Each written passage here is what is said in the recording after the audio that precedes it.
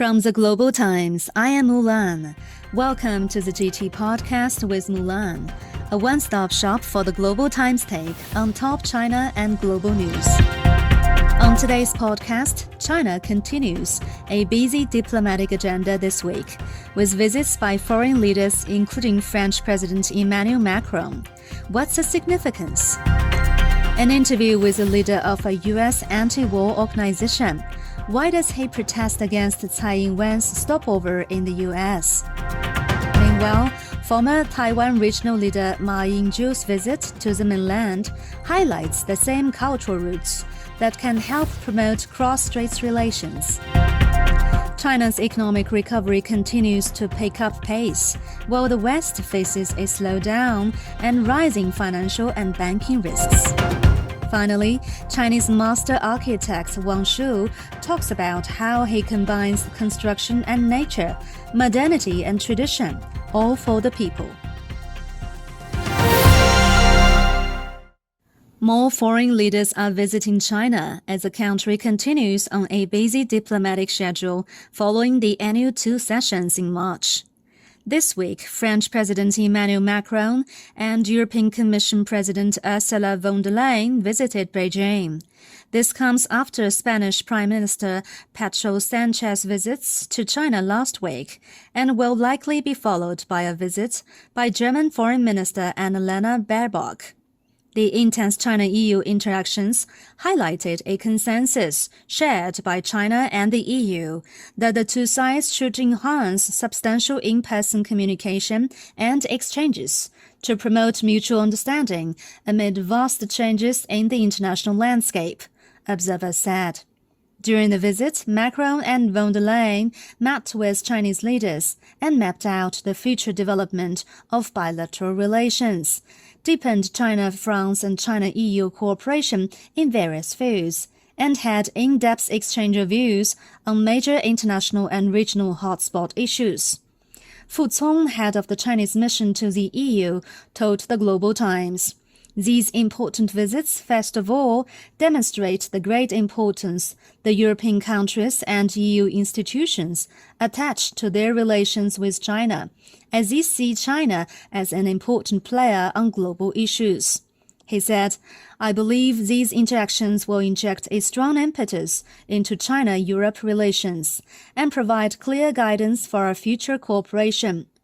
Recently, leaders of a number of Asian countries also paid visits to China, including the prime ministers of Malaysia and Singapore. During the meetings, top leaders stressed upholding multilateralism and deepening cooperation in boosting regional and global development, vowing to support the core position of ASEAN and reject Cold War mentality and bloc confrontation.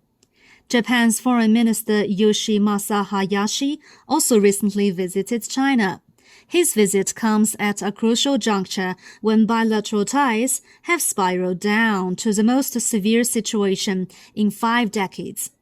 During the visit, Chinese officials urged Japan to strengthen bilateral talks and not to follow U.S.-run strategy. Taiwan regional leader Tsai Ing-wen's stopover in the U.S. has not only sparked protests in China, but also in the U.S. On March the 29th, American anti-war organization Center for Political Innovation, or CPI-USA, protested against Tsai's transit in New York and shouted out loudly, "China is not our enemy." What's the motivation behind this protest? How do the anti-war forces in the U.S. think about U.S. provocation on the Taiwan question? In an interview with the Global Times, Caleb Maupin, ideological leader of CPI-USA, said that the American people do not want war. The polls show that they don't want more foreign interventions and don't want the U.S. military to attack more countries.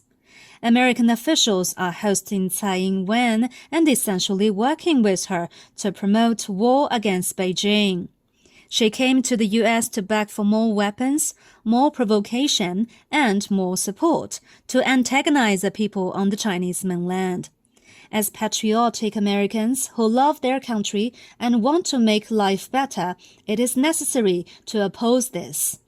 Mulan said that U.S. politicians repeatedly provoke China on the Taiwan question because it faces a long-term economic crisis, and things are starting to fall apart once again with the collapse of the Silicon Valley Bank and other banks. So they want to scapegoat China. They want to say this is all China's fault.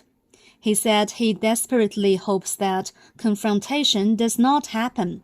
Such a war would be a disaster for the U.S. because we wouldn't win.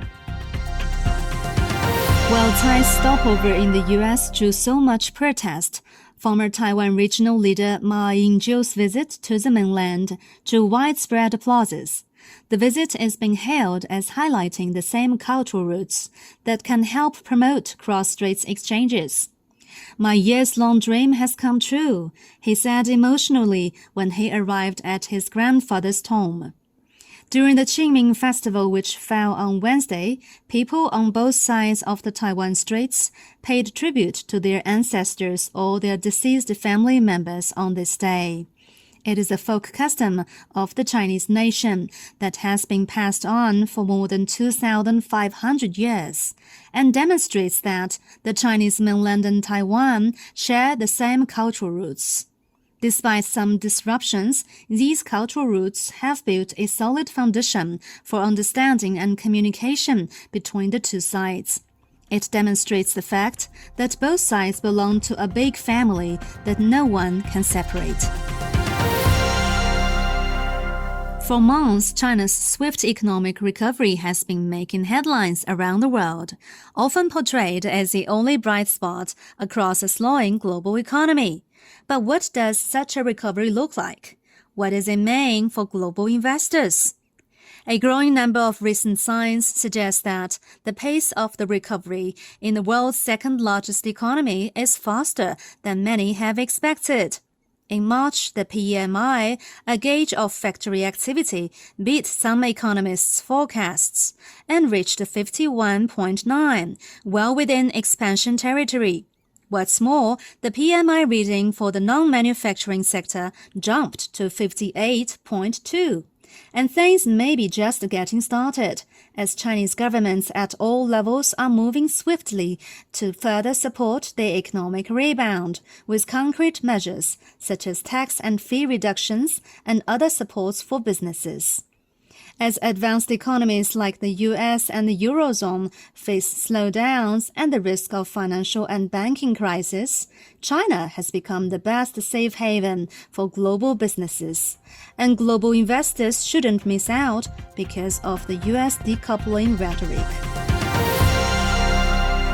Wang Shu is the first Chinese national to win the Pritzker Architecture Prize, the world's most prestigious award in architecture. In an exclusive interview with the Global Times, Wang Shu expounded on the theories and ideas that have guided his architectural designs. In architecture, Wang relishes the organic construction of informal buildings, those catering to local people's needs. In turn, he wants the buildings he designs to give a fluffy, moist, and breathable feeling.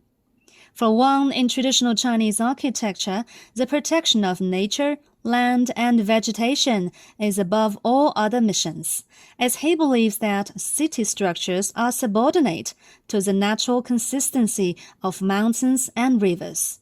He said, buildings and nature are inseparable, just like in Chinese landscape paintings.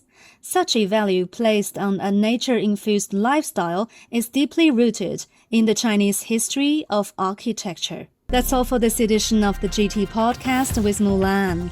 Make sure to follow the Global Times on Twitter and Facebook to stay tuned. You can also check out our podcast, articles, and much more on our website at globaltimes.cn. Thank you for listening.